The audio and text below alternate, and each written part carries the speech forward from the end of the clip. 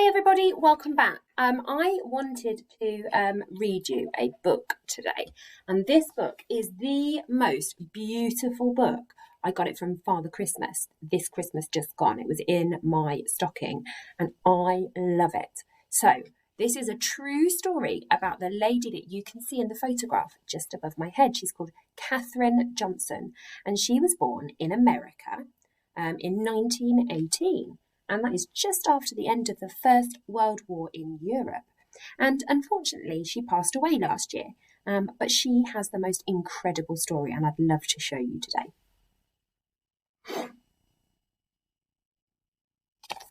Okay, this book was published by Macmillan Children's Books, which is a part of the Pan Macmillan Group. I put a link to their website above my head, and I would love for you guys to go and check them out. They haven't sponsored this video, but they have been incredibly generous with allowing people to read their books online during school closures, and it would be really great if we could support them. So check out their website, and I hope you enjoy this book. It is called Counting on Katherine by Helene Becker. Katherine loved to count.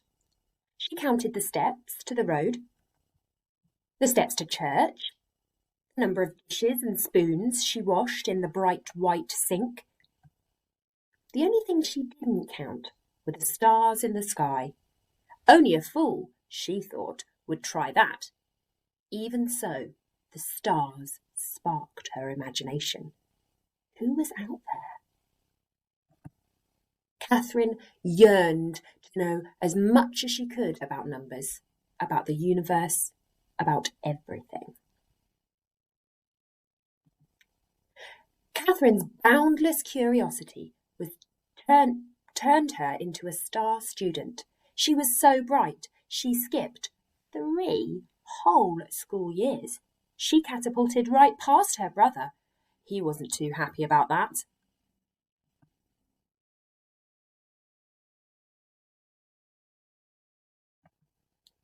By the time she turned 10, Katherine was ready for high school. But back then, America was legally segregated by race. Segregated means separated. Separated by race. Her town's high school didn't admit black students of any age. Katherine burned with fury. I don't blame her. She wanted, more than anything, to keep learning. There was still so much to know. Count on me, Katherine's father told her. By working night and day, he earned enough money to move the family to a town with a black high school. Katherine loved high school. She was good at every subject, but maths was her favourite. She dreamed of becoming a research mathematician, making discoveries about the number patterns that are the foundations of our universe. In those days, though, there were no jobs as research mathematicians for women. Professions most available to them were teaching and nursing. So Katherine became a primary school teacher. She liked her job and she loved her students, but she never stopped dreaming about exploring numbers. In the 1950s, the US government's National Advisory Committee on Aeronautics, the NACA, hired thousands of new employees. It even started hiring black women as mathematicians. Katherine heard about the mathematician jobs. Her heart raced with excitement. Perhaps her dream could come true after all. But when she applied for one of the positions, she was told they were already filled. Katherine had to wait a whole year until new spots opened up. Her patience paid off. She got the job. A few years later, the Soviet Union sent a rocket ship into space, launching a space race with the United States. NACA was rolled into a new space agency, the National Aeronautics and Space Administration, NASA. Katherine now found herself at the heart of America's space program. She worked as a computer. Electronic computers weren't widely used yet, calculating long series of numbers. All the computers were women. They were given the tasks that the men thought were boring and unimportant. But that didn't bother Katherine. She knew that without her contributions, a spaceship couldn't reach its destination, nor safely return to Earth. Here's why. Sending a rocket ship into space is like throwing a ball into the air. At first, the force of the throw sends the ball up. But as its energy runs out, the ball's path curves back towards the ground. Where it lands depends on the angle at which it was thrown and how high and how fast it flew.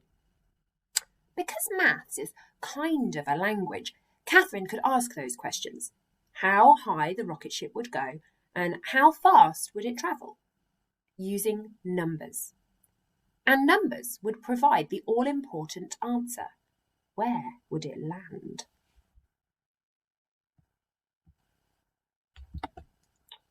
To find out, Katherine plotted the numbers she had calculated on a graph.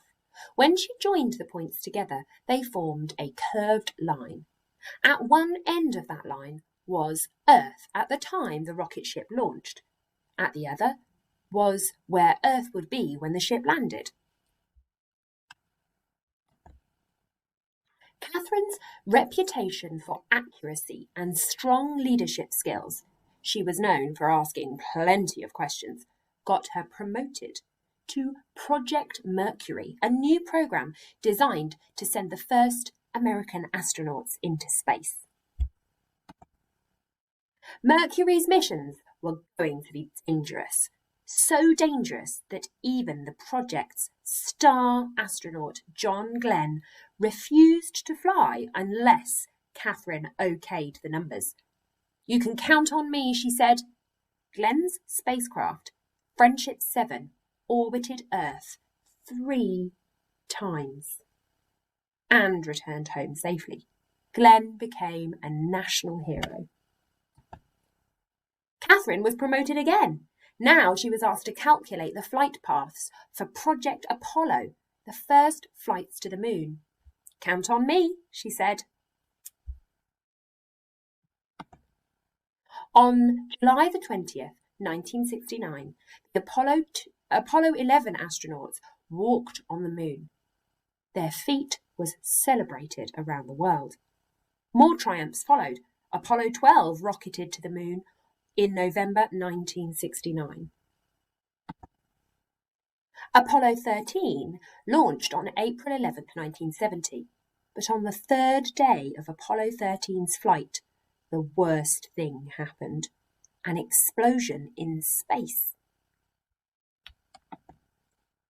Could the crippled spaceship make it back to the moon? And if it didn't, would it be able to get back home to Earth? The 3 astronauts on board were in grave peril. Commander Jim Lovell told Mission Control, "Houston, we have a problem." Back on Earth, Katherine Johnson got a phone call. Her flight path calculations would have to be done all over again, and perfectly.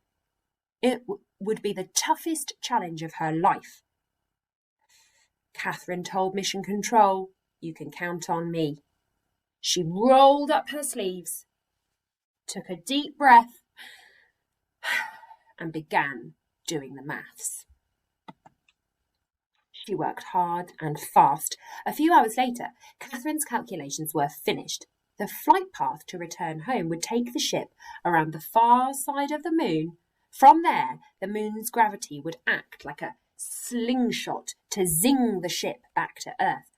To get home, the crew of Apollo 13 would have to follow Katherine's course exactly by burning off fuel at precise intervals. If the astronauts made a mistake, their ship would drift through space forever.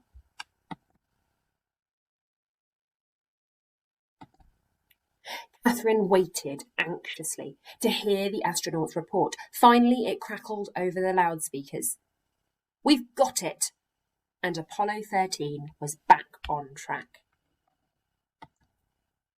Katherine Johnson had done it. She'd brought Apollo 13 home.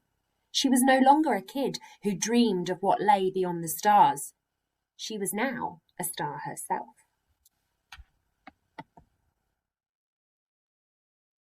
What an amazing story. And I want you to remember that that is a true story. So Katherine Johnson had quite a difficult start in life. She was treated very unfairly purely because of the colour of her skin.